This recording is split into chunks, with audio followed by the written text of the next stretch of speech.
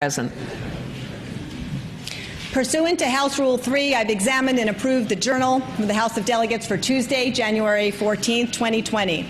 Motions and resolutions under Rule 39 pursuant to provisions of Rule 40 are now in order. The clerk shall announce the first morning hour order of business, including any clerk's announcements and communications. First morning hour order of business. Pursuant to House Rule 40, the Speaker requests members to use their request to speak buttons. I have no announcements. The delegate from Richmond City, Delegate Carr. Thank you, Madam Speaker. I rise for an introduction. Delegate Carr, you have the floor. Thank you. This morning's prayer was offered by Reverend Charles Dupree of St. Paul's Episcopal Church, which is my home faith community located right across 9th Street, right across from Capitol Square. Born to a tobacco farming family in North Carolina, Charlie has said from the moment he was baptized in 1970, God began shaping him as an artist, a musician, and a priest. Some of his accomplishments in the ministry include serving as a designer of the General Convention liturgies in Indianapolis and Salt Lake City, opening an interfaith emergency winter shelter, supporting an ecumenical feeding ministry, and starting a Young Artist series. Charlie earned his Master's of Divinity from Virginia Theological Seminary and more recently his doctorate in biblical preaching from Luther Seminary. He has served in multiple ministry settings from Greenville, North Carolina, Woodstock, New York, and most recently Bloomington, Indiana. Charlie and his husband Matthew have been together since 1996. They love the Episcopal Church and are eager to offer their hearts and gifts to this new journey that God has placed before them in Richmond. Reverend Dupree took the helm at St. Paul's in August 2019. I'm happy to say that on one of his first Sundays, he was able to baptize my grandson. The church is holding a celebration of new ministry liturgy to officially welcome and introduce Reverend Dupree this Saturday at 11. I hope the House will join me in welcoming Reverend Dr. Dupree to the Capitol this morning. Thank you.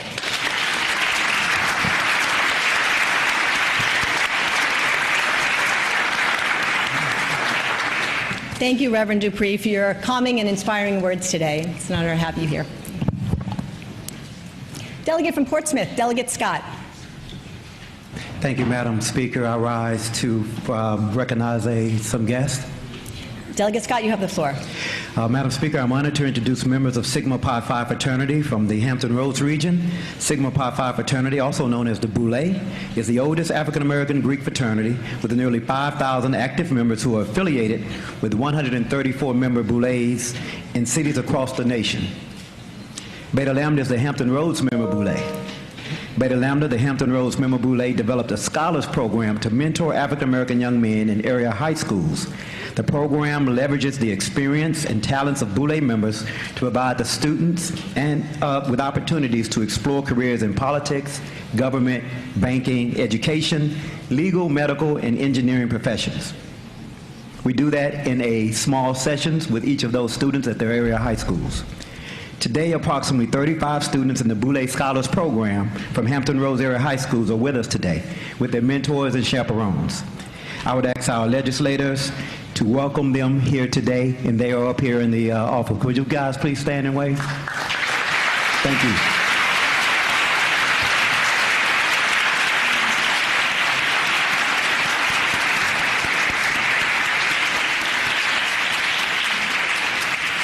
Wonderful to see the Boule here and the Scholars Program. Congratulations on your achievements, and I hope you enjoy your day here at Capitol Square. Delegate from Enrico, Delegate Willett.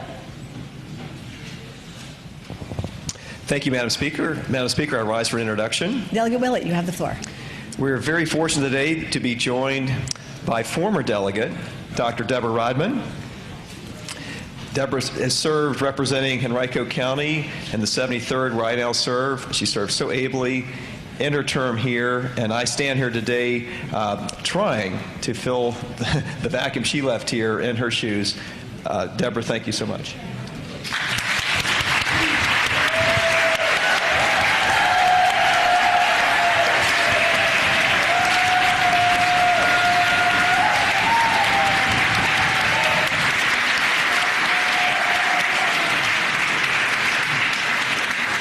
It's wonderful to see our former colleague and our friend, and thank you for your service and for all the good work you continue to do. Great to see you, Delegate Rodman.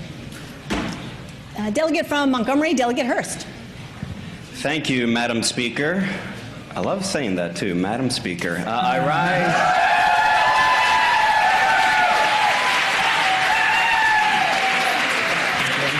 I rise for the purpose of an introduction. Delegate Hurst, you have the floor. Thank you, Madam Speaker. Ladies and gentlemen of the House, joining us today on Capitol grounds, and I believe in the gallery, although we are a little full. Wonderful, they're here. I would ask that they stand. A group of nuclear engineering students from Virginia Commonwealth University who are here today as part of their annual American Nuclear Society Student Lobby Day.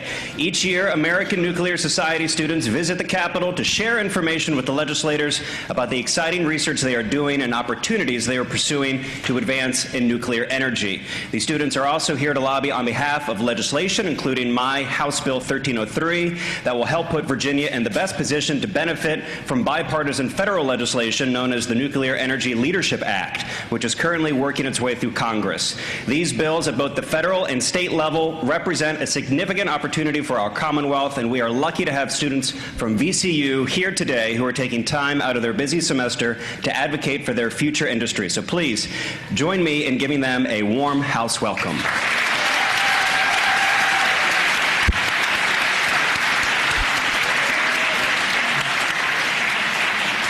It's wonderful to see the VCU nuclear engineering students. So we're so impressed with what you've already done, and we're thrilled to see you on Capitol Square and actually engaged in the process of legislating. So thank you for being here. Enjoy the day.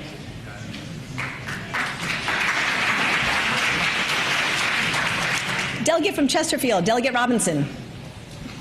Thank you, Madam Speaker. Hopefully they're going to sneak in here in a second. We are joined today by members of the Virginia Optometric Association. The Virginia Optometric Association is the state's largest professional membership association, which represents more than 60% of all doctors of optometry in the Commonwealth. Their mission is to promote eye health, vision, and the advancement of Virginia optometry. They are here today in support of my resolution, HJ 108, which I hope will all sign on to, which will proclaim 2020 as the year of the eye exam. If the chamber would, I ask that the chamber would please give a warm welcome to the members of the Virginia Optometric Association.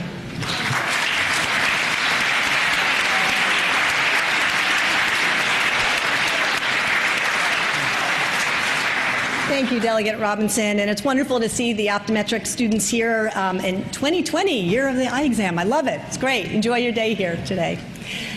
Also, as a prerogative of the Speaker, I'd like to introduce, make note that we have a very special guest, two very special guests, our amazing First Lady, Pam Northam, and her fabulous daughter, Aubrey Northam. Thank you for joining us today.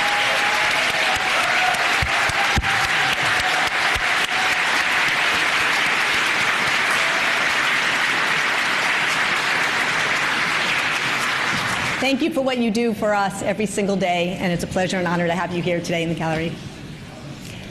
Delegate from Suffolk, Delegate Brewer. Thank you, Madam Speaker. I rise for the purpose of an introduction. Delegate Brewer, you have the floor. Actually, today, visiting the Capitol, I don't believe they're in the gallery because I think we're a little packed today. But we have a group of youth, actually, that are advocating for kinship and foster care in the Commonwealth. They're youth ambassadors, and they're here with Voices for Virginia's Children, which we've been working very, very hard in the Foster Care Caucus to make sure that they have a voice. And so if you see them around today, they also have on purple sashes. Please stop to say a kind word and welcome them to the Capitol. Thank you. Thank you.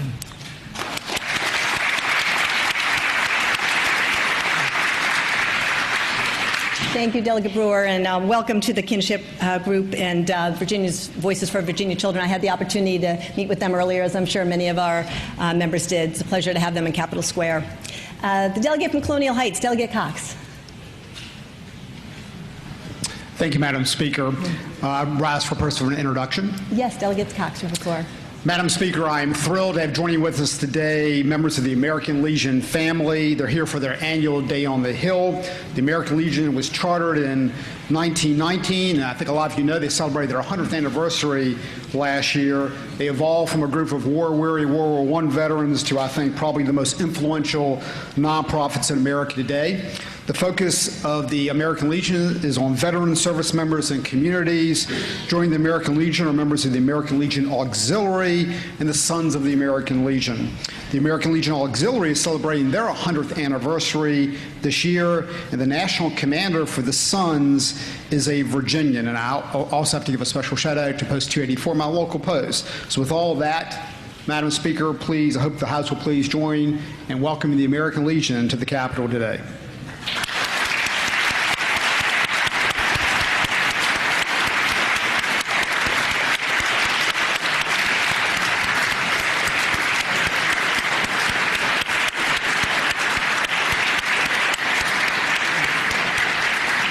Thank you, Delegate Cox, and it's an honor and privilege for all of us to stand and rise in support of these amazing individuals who put their lives on the line for us, so thank you. Delegate from Newport News, Delegate Mullen. Thank you, Madam Speaker. Madam Speaker, I rise for the purposes of an introduction. Delegate Mullen, you have the floor. Thank you, Madam Speaker. Madam Speaker, today we are joined in the gallery and throughout the Capitol with members of the League of Women Voters of Williamsburg.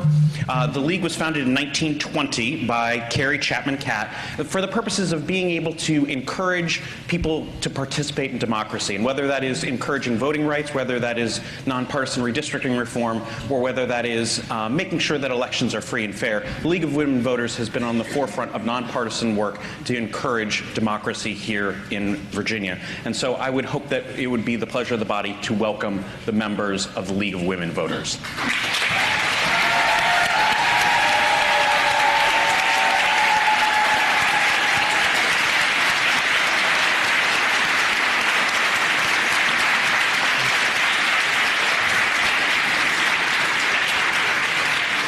Thank you to the many League of Women Voters that are here today, and we all see you regularly throughout the Commonwealth and appreciate your service and what you do for all of us.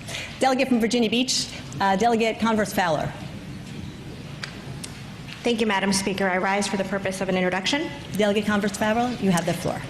Thank you, Madam Speaker. Joining us today in the back of the chambers is Virginia Beach Councilman Aaron Rouse, if he would please stand. He is a Virginia Beach native, first Colonial grad, Virginia Tech grad, former NFL Green Bay Packer, and most importantly, he is now serving in the Virginia Beach City Council and serving for the greater good. So please give him a warm house welcome.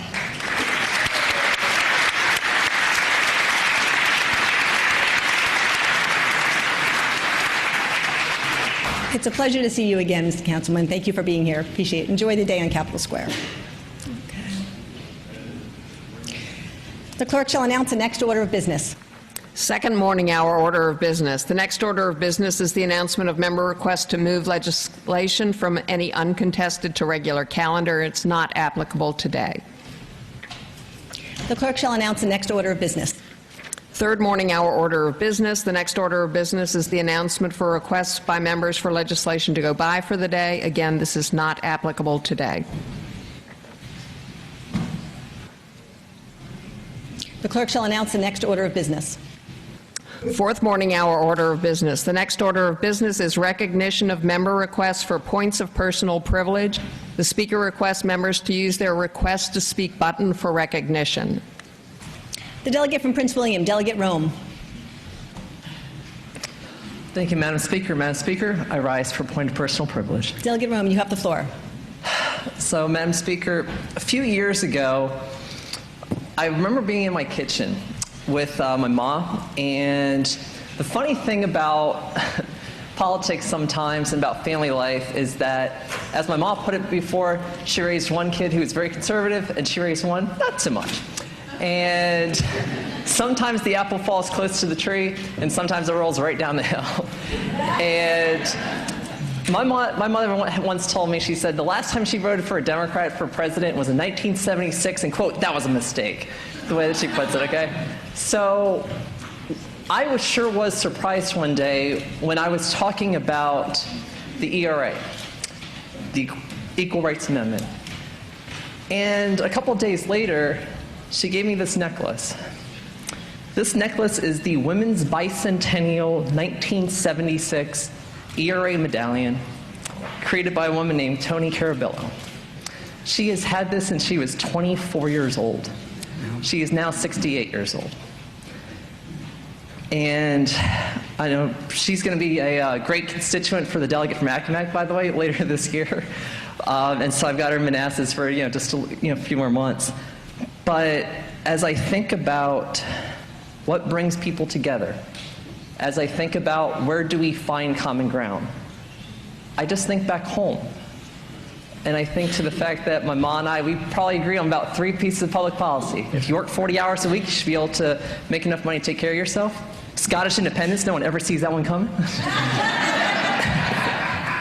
And ratification of the Equal Rights Amendment.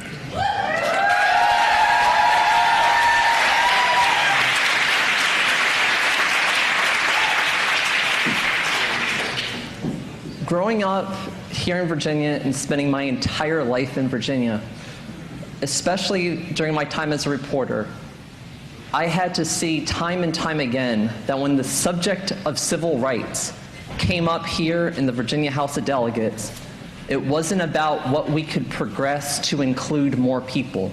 It was about who we could exclude. I saw this happen time and time again, where transgender people like me have been compared to predators, pedophiles, and even been told that we're not supposed to be elementary school teachers because we would confuse children, because we would scare them, because there's something wrong with us. And in 2006, I pressed the no button when I went to cast a ballot against the amendment that restricted my ability as a consenting adult to marry another consenting adult of my choosing. That was 14 years ago. That was also the last time that we dealt with a constitutional amendment here in the House of Delegates regarding civil rights. Things are different now. Things are very different now. And today, we are not just considering something that will affect Virginia. We are talking about something that will affect the United States of America.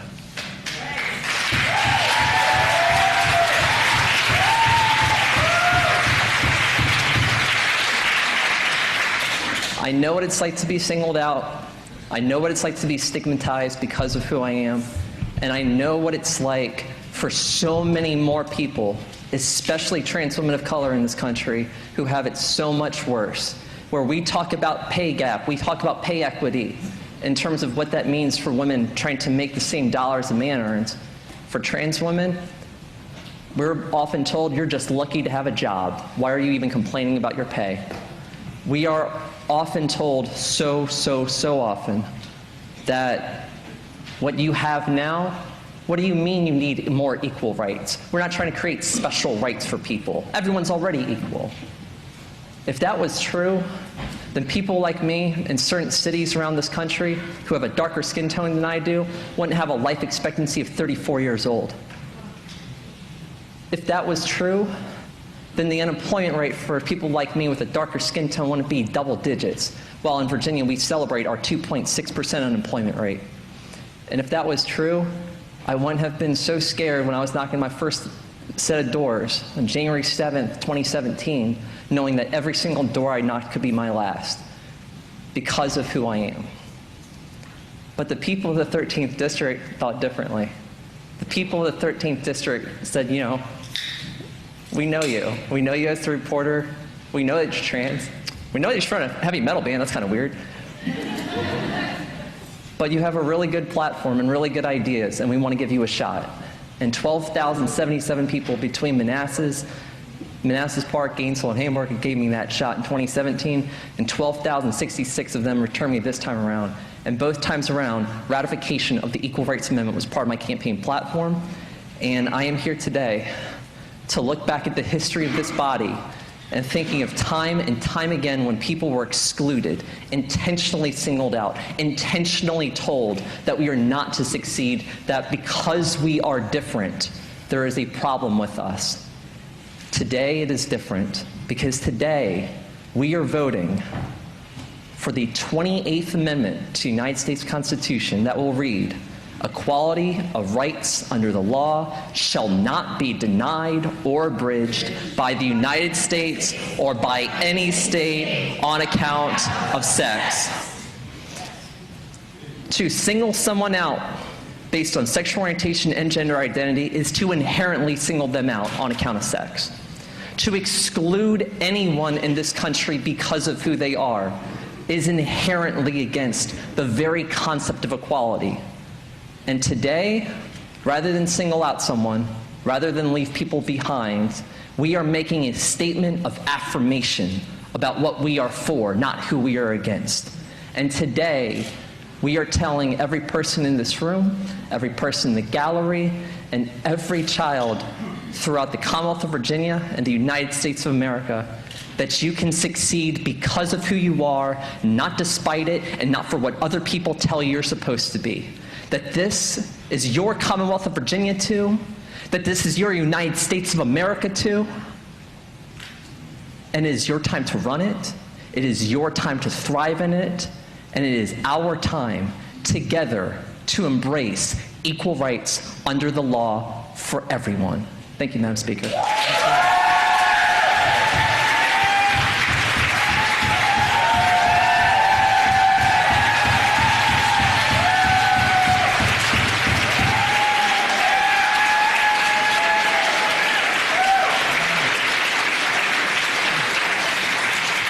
Delegate from Fairfax County, Delegate Corey.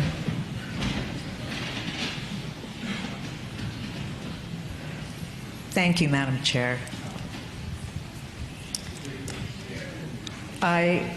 Madam Chair, I'm sorry.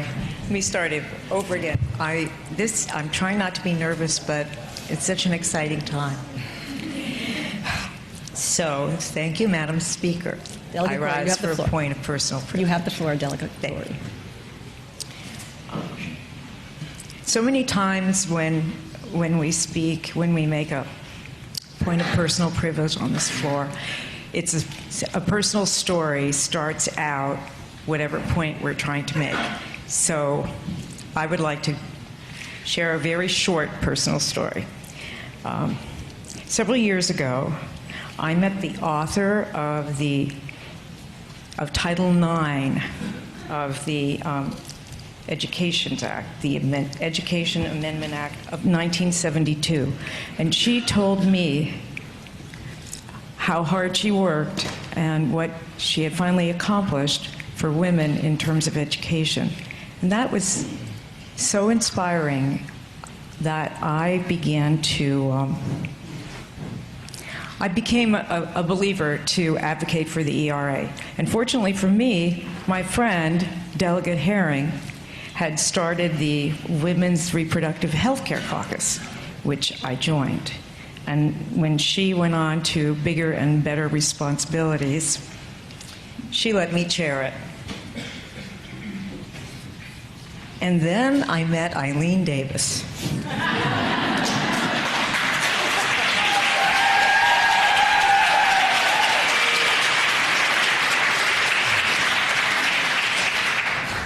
Once you meet her, you can't unmeet her.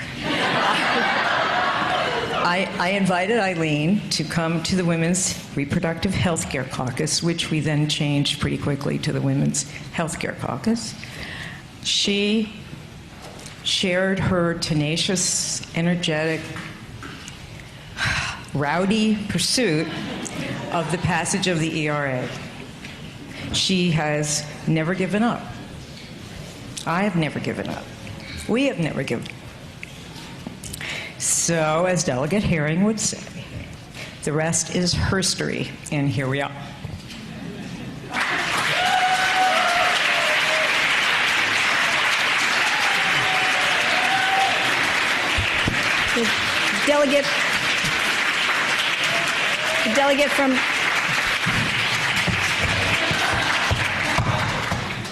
The delegate from Goochland, Delegate McGuire.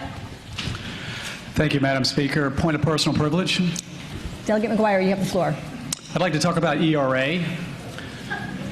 First of all, everybody in this chamber, I've been here, this is my third session, and I think all of you would agree, regardless of what side you're on, I've tried very hard to develop a relationship and show love and respect for all of you, even if we disagree. There are many ways to serve, and some of you guys know I served as a Navy SEAL, and I'll speak for all of our men and women in uniform. If somebody saved your life on the battlefield, you would not care about their skin color. You would not care if they were tall or short, fast or slow, male or female. We're all human beings, and we love the American people. I voted no 4 times last year for the ERA, and I want to tell you why. I have 3 children and an incredible wife, and I tell my children, isn't it great? We live in a country where if you work hard, you can grow up and become anything. Now, everyone in this room has gone through adversity. And when you're going through adversity, you have a choice to become a victim or a fighter. My story is no worse or better than anybody else's, but my mother abandoned me at 5 years old, and I attended 9 different elementary schools. But if you work real hard, I have a great business where people may be smarter than me and stronger than me and may not have achieved as much. I would say that the ERA, based on what I've learned the last 2 years, is outdated, it's expired, and it harms women. Now, you may not agree with me, and I still have love for you, but there have been examples in the United States where they've used the ERA. It's written very broadly, and in writing a Bill 101, it should be detailed. This is written very broadly, and it doesn't even mention the word woman. And when you have a bill that's written broadly, it's open to interpretation. That's why when we write our bills down here in the General Assembly, they have to be very detailed. And evidence on that is that 5 states that ratified the ERA withdrew it because they realized it was written so broadly and it could be interpreted incorrectly. The Department of Justice met last Tuesday, I believe, and had a 32-page report, and they confirmed that it expired. I got to tell you, Madam Speaker, I'm very proud of you. You didn't need the ERA to be the Speaker. And God forbid something happened to our President and Vice President, a woman, Nancy Pelosi, be President of the United States, and she did not need the ERA. So with that in mind and much more, I love all of you, but I'm going to vote against ERA. Thank you, Madam Speaker. Okay. Delegate from Virginia Beach, Delegate Converse-Fowler. Madam Speaker, I rise for a point of personal privilege. Delegate Converse-Fowler, you have the floor. Thank you, Madam Speaker. I want to thank my daughters today, Tessa and Sophie. These girls have pushed me in ways they will never know. I fight for them. I stood up and took my seat at the table for them. Most people already know, but in case you couldn't tell, I am pregnant. My husband and I are expecting our 3rd in April. Tessa and Sophie will have a new baby sister named Scarlett. When I was pregnant with my oldest, I applied to be a 3rd grade teacher in Virginia Beach. I remember carefully picking my outfit to ensure nobody could tell I was pregnant. I was really concerned that they wouldn't hire me if they knew that I would be taking 6 weeks off when I gave birth.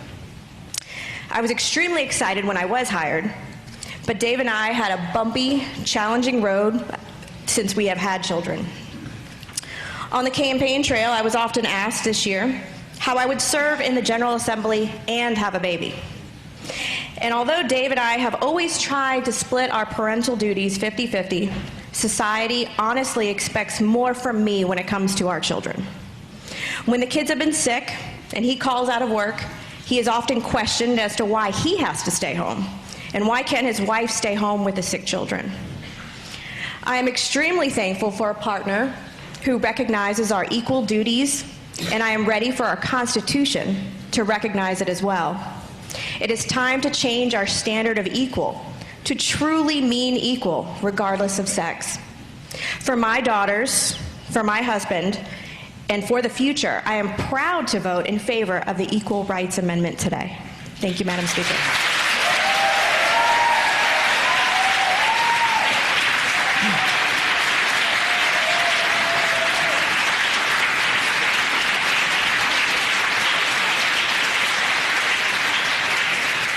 The clerk will call the calendar. Calendar for the Virginia House of Delegates, January 15. Resolutions on regular calendar. House Joint Resolution 1, ratifying the Equal Rights Amendment to the Constitution of the United States, reported from Privileges and Elections. And Madam Speaker, there is a floor substitute. Will the clerk please report the substitute? Floor amendment in the nature of a substitute to House Joint Resolution Number 1, proposed by Delegate Carol Foy. This is available on iHod, in the internet, and at the back of the room in the copy room. Delegate Carol Foy.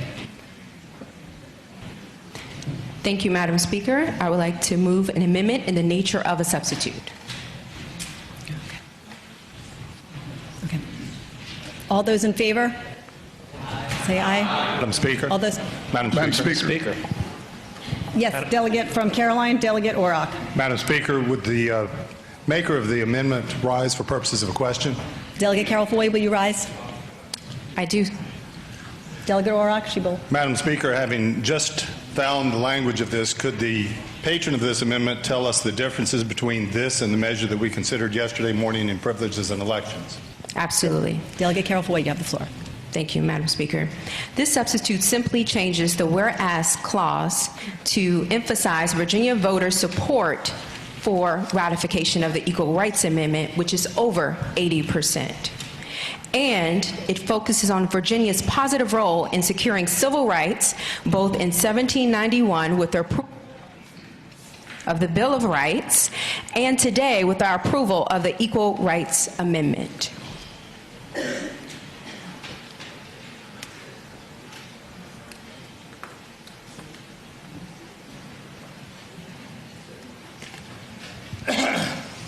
Madam Speaker. I thank the delegate. Delegate Carol Foy, are you making a motion to move yes, the adoption? I would like. Yes, I would like for the amendment in the form of a substitute to be adopted. Madam Speaker. Yes, delegate from Shenandoah, Delegate Gilbert. I took that as a motion. Speaking to the motion. Delegate Gilbert, you have the floor. Thank you, Madam Speaker. And this could be a question, and maybe the delegate who made the motion could answer it.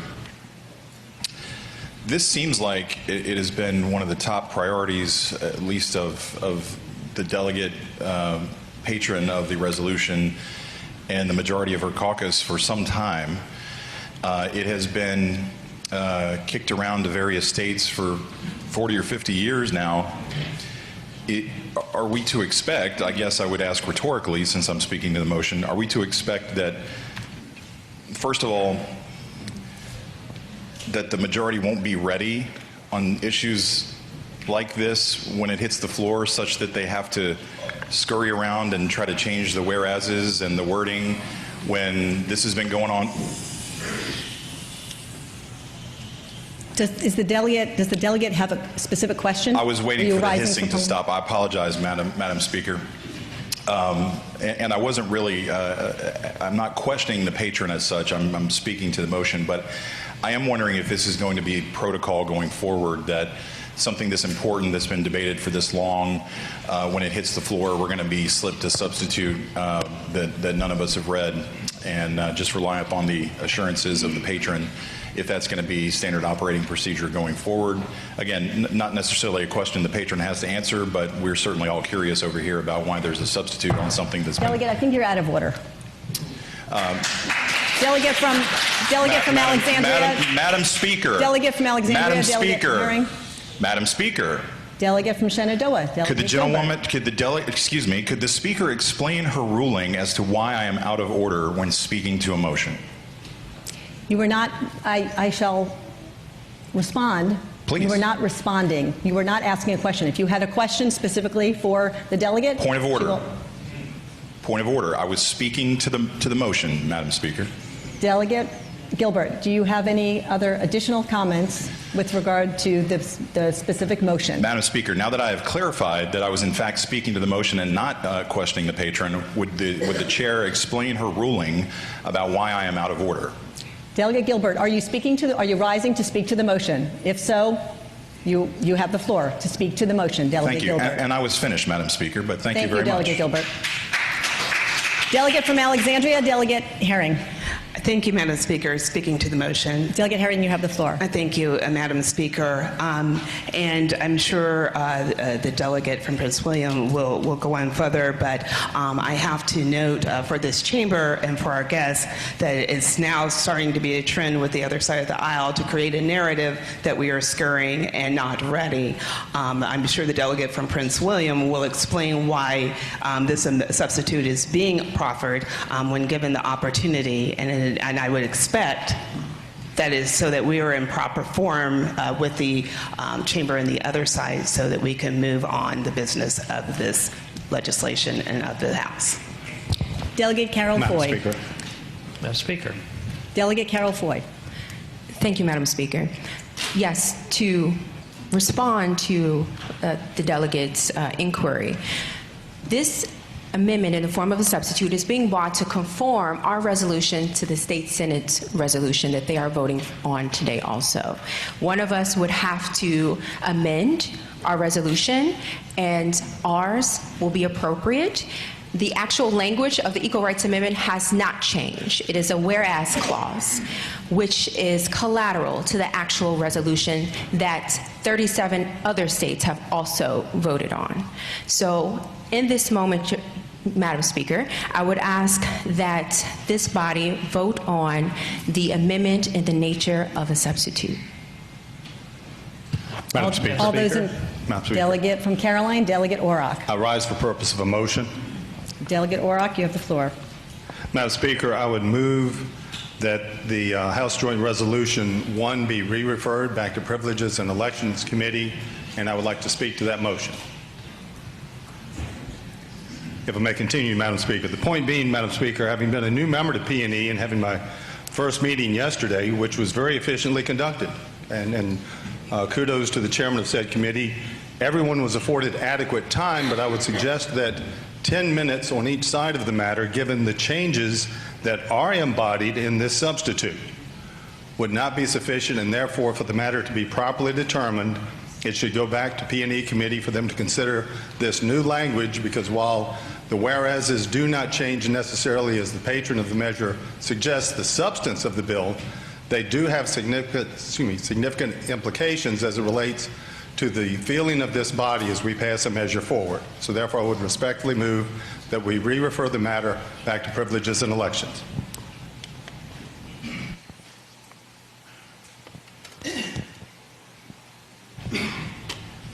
There's a motion before us from Delegate from Caroline, Delegate Auroch. Shall the resolution be re-referred to Privileges and Elections?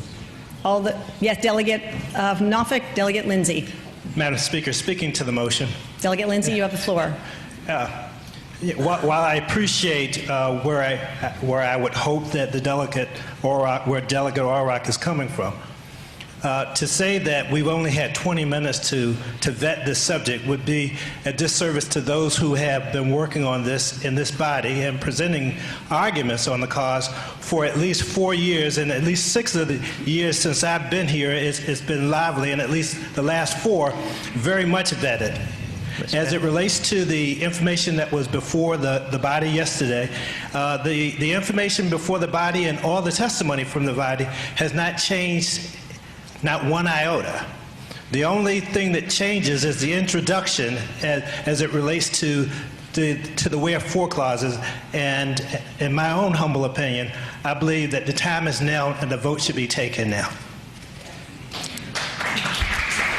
Shall the resolution be re-referred to Privileges and Elections? All those in favor, say aye. Aye. All those opposed? No. Motion fails. Shall the resolution... Madam Speaker. Delegate Bell. So I would ask the patron if she would rise to yield for a question about the floor amendment. Will Delegate Foy, Carol Foy, rise to answer the question from Delegate Bell?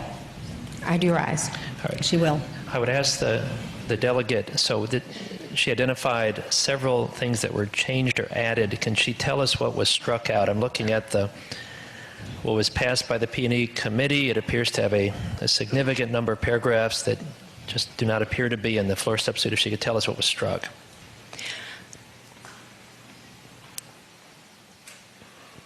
Yes, Madam Speaker.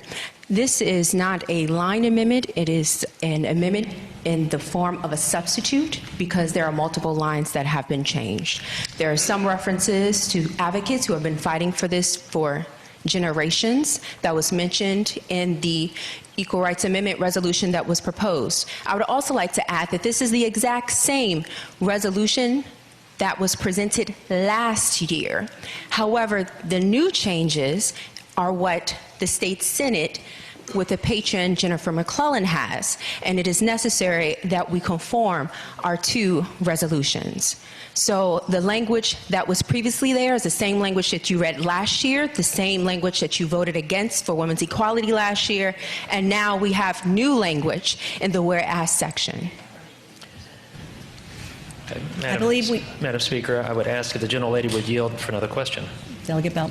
I yield. She will yield. Delegate Bell, you have the floor. I would ask the delegate, I would say that the fact that it's a substitute is what's making it hard to see what was taken out.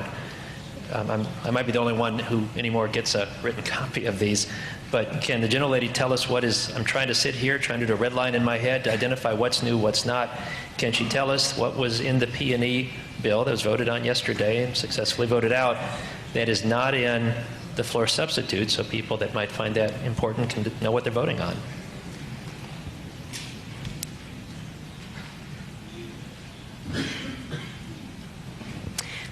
Delegate Carol Foy, you have the floor. Madam Speaker, I would respond that the language from last session that was presented for the Equal Rights Amendment resolution in the whereas clause, that language has been removed. And now what has been added is the fact that 80% of all Virginians support women's equality in the form of an Equal Rights Amendment. And it also describes Virginia's positive role in securing civil rights, both in 1791 with the approval of the Bill of Rights and today with our approval of the Equal Rights Amendment. I thank the gentlelady. Thank you. Thank you, Delegate Bell. I believe we have a motion before us. Shall the substitute be adopted? Madam Speaker. Yes. Delegate from Caroline, Delegate Orrock. Will the delegate Carol Foy rise for purposes of question? Delegate Carol Foy, will you rise? Yes, I rise. Sure. Delegate Orrock, you have the floor. Madam Speaker, members of the body, my question speaks to the very point she just raised, lines 13, 14 of the substitute. I'm not aware of any time where we have cited what some would consider to just be statistical data without having a hard basis for acceptance, or at least a reference citing the source of the 80% that is asserted here in this resolution. Therefore, would I be correct that embracing this resolution with this new language is an affirmation that we agree that 80% of all of the 8.5 million citizens of the Commonwealth support ratification of the Equal Rights Amendment?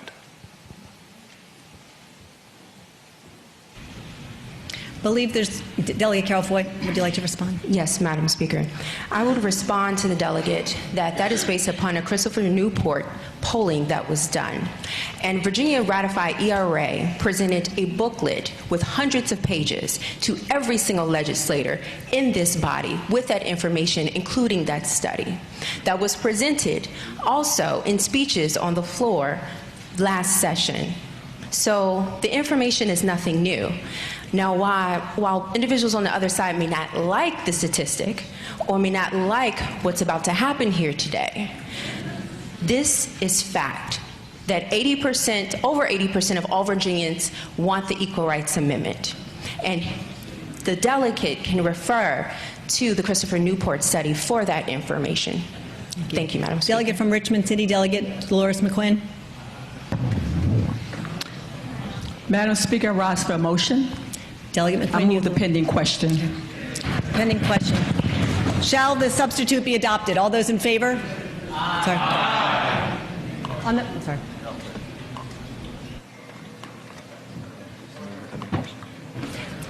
Shall the pending question be ordered? All those in favor, say aye. Aye. All those opposed? No.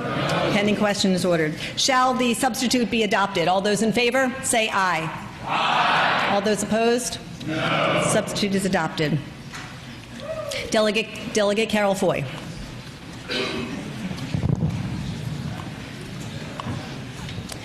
Yes, Madam Speaker. Speaking to the substitute. Delegate Carol Foy, you have the floor. Thank you, Madam Speaker. As Abigail Adams wrote to her husband, John Adams. Madam Speaker, point of order. Delegate, I Delegate am from unable Alexander, to hear the Delegate delegate if the House could come to order. The House will come to order. Delegate Carol Foy, you have the floor. Thank you. As Abigail Adams wrote to her husband, John Adams, the nation's second president and member of the Continental Congress, I desire you would remember the ladies and be more generous and favorable to them than your ancestors. If particular care and attention is not paid to the ladies, we are determined to foment a rebellion and will not hold ourselves bound by any laws in which we have no voice or representation. Abigail Adams' letter was a private first step in the fight for women's equality. As we all know, John Adams disregarded her plea, and the founders intentionally kept women out of our founding documents. And over 200 years later, here we are, asking to intentionally be put in. Virginia has long failed to recognize that all citizens are entitled to equality under the law. Virginia fought against women's right to vote up to 32 years after it has been ratified in the Constitution. Virginia fought against desegregation and led the charge with massive resistance and closed the doors to schools instead of having white children suffer to be educated with blacks. And we all remember Loving v. Virginia, where Virginia fought vehemently against interracial marriage. And of course, there's the Virginia Military Institute decision, where Virginia spent millions of dollars and appealed all the way to the Supreme Court to keep women out of the all-male college. And it was Supreme Court Justice Ruth Bader Ginsburg's speech when she said, and I am paraphrasing, that women can do all things if given the opportunity, and separate is not equal, and women should not be relegated to second-class citizenship and forced to attend a lesser school.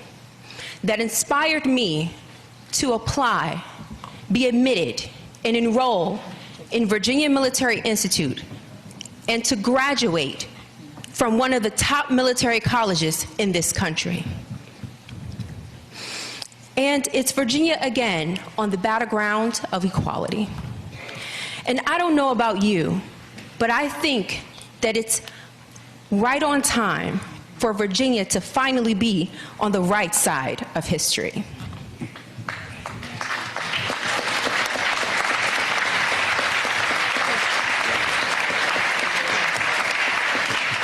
Now, women are making progress.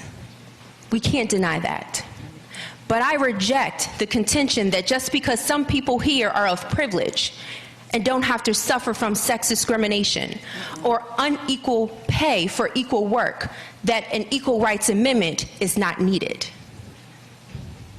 Women across the Commonwealth and country are demanding our equality without an apology.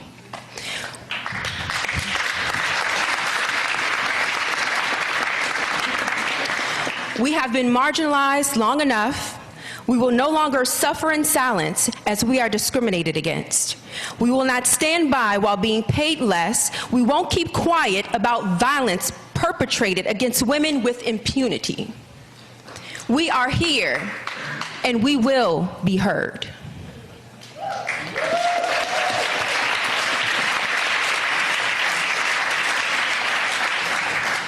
As Shirley Chisholm, the first black woman to serve in Congress, stated, the Equal Rights Amendment will provide a legal basis for attack on the most subtle, most pervasive, and most institutionalized form of prejudice that exists. Discrimination against women solely on the basis of their sex is so widespread that it seems to many persons normal, natural, and right. The time is now for this body to go on record as supporting women's rights as human beings equal to men to finally be enshrined into the United States Constitution.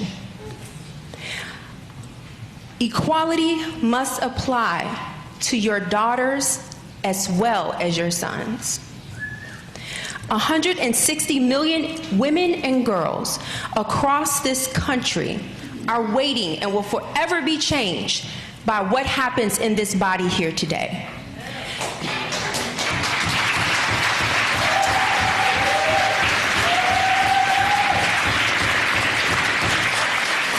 Very rarely, what we do here reverberates across the country. Very rarely, the votes we take matter to people around the nation and the world. But I want to be unequivocally clear that this is a vote of a lifetime. Never again will you be able to affect the United States Constitution and solidify and enshrine women's equality into our founding document.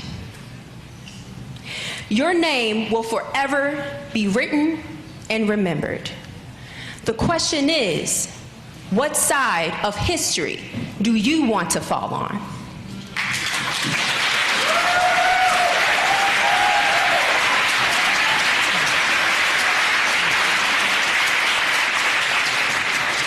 So in closing, I say this. The world is watching. Your mother, your sisters, your daughters. And I want to be unequivocally clear that there is only one way to spell equality, and that is simply E-R-A. Thank you, Madam Speaker.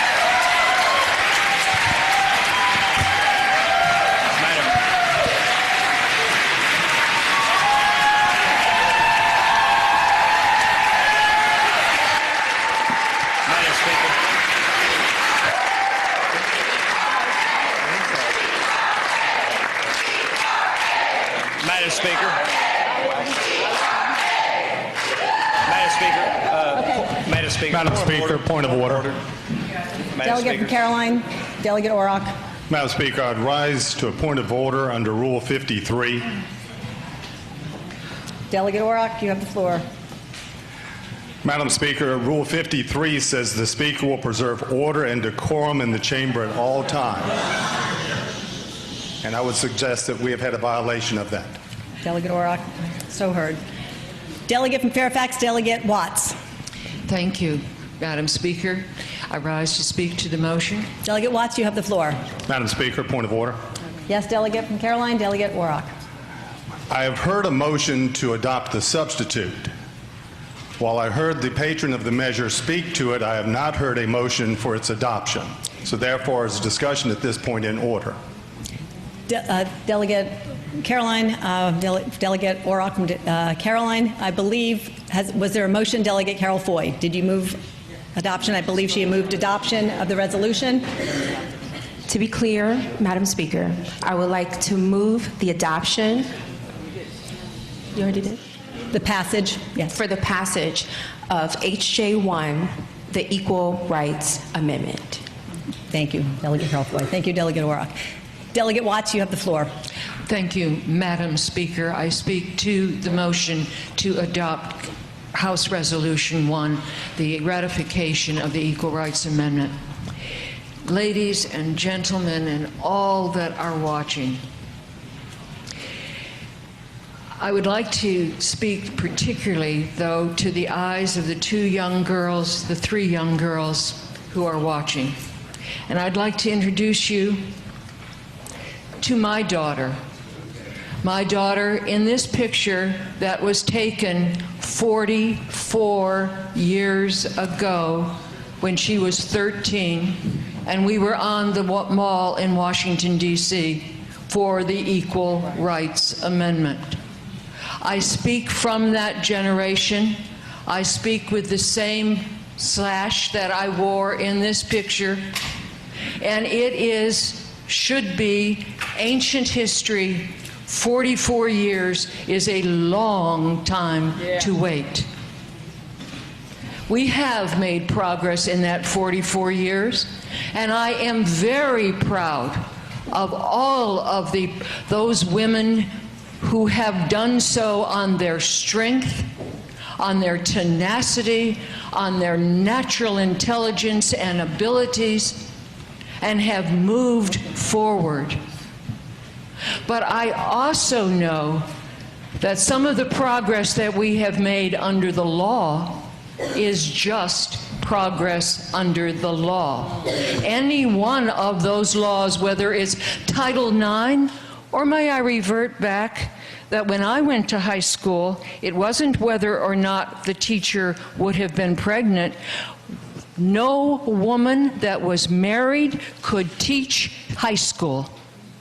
No woman that was married could teach high school. That was the law.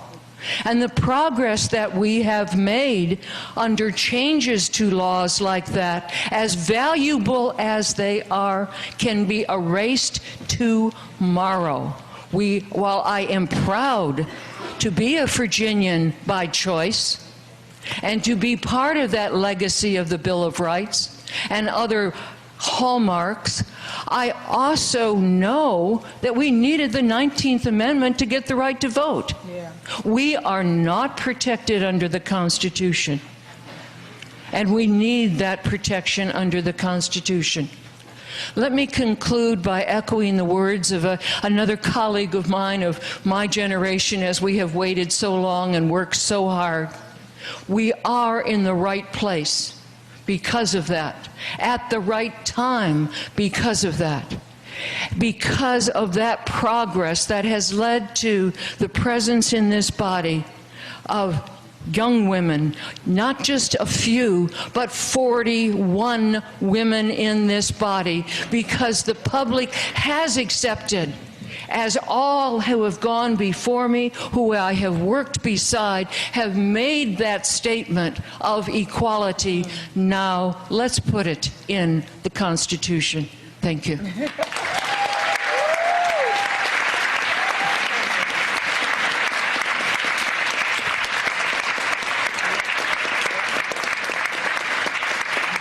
The delegate from Prince William, Delegate Ayala. Thank you, Madam Speaker. I rise to speak to the motion. Delegate Ayala, you have the floor. Yes, thank you, Madam Speaker. A week ago, our Commonwealth did something and witnessed something so phenomenal and amazing. We elected the first Jewish woman as Speaker of the House. We elected this Commonwealth's first African American woman as House Majority Leader. We saw the Senate elect its first African American woman as President pro tem. And we elected the first woman to serve as Clerk of the House. So many amazing firsts. As I serve in these hallowed halls with these incredible women and the rest of this General Assembly's diverse membership, I think of all the great women who came before us. I think of Sarah Lee Fain, Helen Henderson, who in 1923 became Virginia's first woman to serve in the General Assembly. I think of Yvonne Bond Miller, the Commonwealth's first African American woman to serve. There are so many women, including those in this room, who paved the way for women like me. And none, Madam Speaker, none of this would have been possible without the incredible fighters for equality here today, like the one that stand behind me, beside me, and above me. We know this nation, this Commonwealth, has had a deep history of violence and oppression against numerous groups, such as women and people of color. As an Afro-Latina woman and a single mother of 2 African-American children, I have personally witnessed and experienced the ways marginalized communities can be disproportionately affected by legislation. We live in a first-class country, Madam Speaker, but so many women are treated like second-class citizens. I have fought for the passage of the Equal Rights Amendment for over a decade, much before I was elected, and I'm done fighting. It is time to guarantee true gender equality under the United States Constitution. Thank you to all the women's voices here today, those who serve in this body, the spirit of the trailblazing men and women who have ensured that I have a seat at the table versus being on the menu. That quote's from Shirley Chisholm.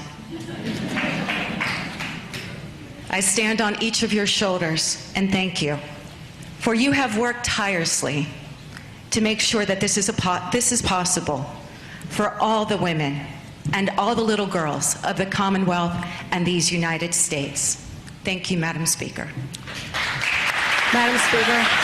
Madam Speaker. Madam Speaker.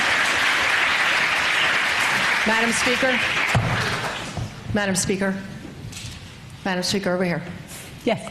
Delegate Byron. Delegate Ayala rise for question? Will the delegate rise? The delegate will rise, Delegate Byron. Yes, Madam Speaker, I rise. I'm sorry. Thank you. My question is, would you believe that all women, that the ERA applies to all women? Yes. Delegate. I'm sorry. I'm sorry. I'm sorry, Madam Speaker. Yes, it will apply to all women and men once the ERA is ratified. Further Delegate question? Byron. Further question? Will the delegate yield? Yes, The I will delegate yield, Madam Speaker. Delegate Byron, you have the floor. That's just a friendly question because I've heard a lot of comments over the last couple weeks, and I'm certainly, very happy for our Speaker of the House and other people you mentioned, but I've noticed that you never mentioned that the first woman caucus chair on the Republican side. So I just wanted to make sure that you would agree that this applies to both sides of the aisle when you're talking about achievements and things that have happened to women in the House of Delegates. Delegate, will the delegate yield? Do you agree? Madam Speaker, I have fought for the Equal Rights Amendment. This excludes no one. The 14th Amendment, once it's ratified, will include everyone. Thank you. Thank you, Delegate. Thank you. Delegate from Westmoreland. I'm sorry. Delegate Ranson. Thank you, Madam Speaker. Speaking to the resolution. Delegate Ranson, you have the floor. Thank you, Madam Speaker. Madam Speaker, today is a historic day. Women and men around the country have been working to achieve ratification of the Equal Rights Amendment for decades. Through their hard work and dedication, today they will likely cross the threshold of 38 states. And for that, they are to be commended. We've heard passionate speeches on the floor today. I'd like to comment on the 2019 Christopher Newport poll. They had 901 registered voters throughout the Commonwealth that were surveyed. That concluded that 80% of Virginians wanted the ratification of the ERA. While we disagree about the implications of the ERA, we can all appreciate the monumental amount of work that has gone into this effort. I wish I could say that this dedication and hard work has not all been for nothing, but sadly I cannot. When Congress sent this amendment to the states in 1972, it passed with the requisite 2/3 majority in the House and Senate. Congress set a time limit of 7 years for this amendment to be ratified. Those 7 years came and went in 1979. Congress attempted to extend the deadline by another 3 years, but without the 2/3 majority of the original vote. That deadline came and went in 1982. The Supreme Court addressed this in the case of the National Organization of Women versus Idaho, accepting the judgment of the federal government at the time that the amendment had failed, and lawsuits regarding the ERA were moot. Even liberal Supreme Court Justice Ruth Bader Ginsburg said that the amendments had failed and must begin again. Justice Ginsburg told Georgetown Law School in 2019, "I was a proponent of the Equal Rights Amendment. I hope someday it will be put back in the political hopper and will be starting over again, collecting the necessary states to ratify it." Those were the words of Justice Ginsburg. Just last week, the Justice Department issued an opinion noting that the amendment had failed. As such, it would take court action to overturn this state of affairs, and the Supreme Court has already spoken. To the women of this body and the women of Virginia, especially the young women who have given so much to this effort, I say this. Today, a woman, a very capable woman, is our speaker. She holds the gavel in this chamber. Another amazing woman leads our majority party. Another amazing woman leads our minority party. We have a new clerk who is a very accomplished woman. Women can accomplish great things. Women have accomplished great things. Look at the women in this body. Look at the women that lead our businesses and our states and our local government. Look at the women that are wonderful moms. I look forward to the day when a new Equal Rights Amendment is passed by Congress and sent to the states. An amendment that will guarantee the rights of all Americans to be treated as equals by their government in all respects. An amendment that extends the protection of the law to females and males regardless of their age. An amendment that protects the unborn. On that day, I hope that I or my successors will be able to cast a vote in favor of that. And I see that enshrined in the Constitution. Thank you, Madam Speaker.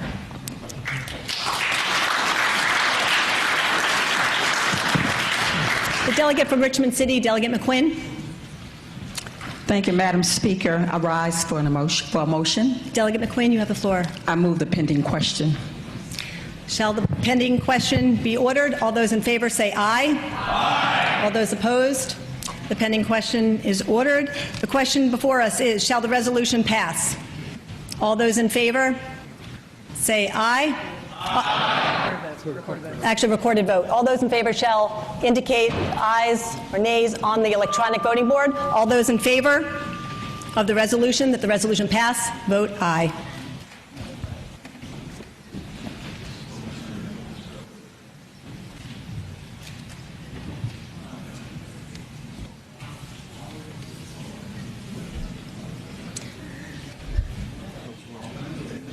The clerk will close the roll. Ayes 59, nays 41, abstentions 0. Ayes 59, nays 41, abstention 0. For the women of Virginia and the women of America, the resolution has finally passed.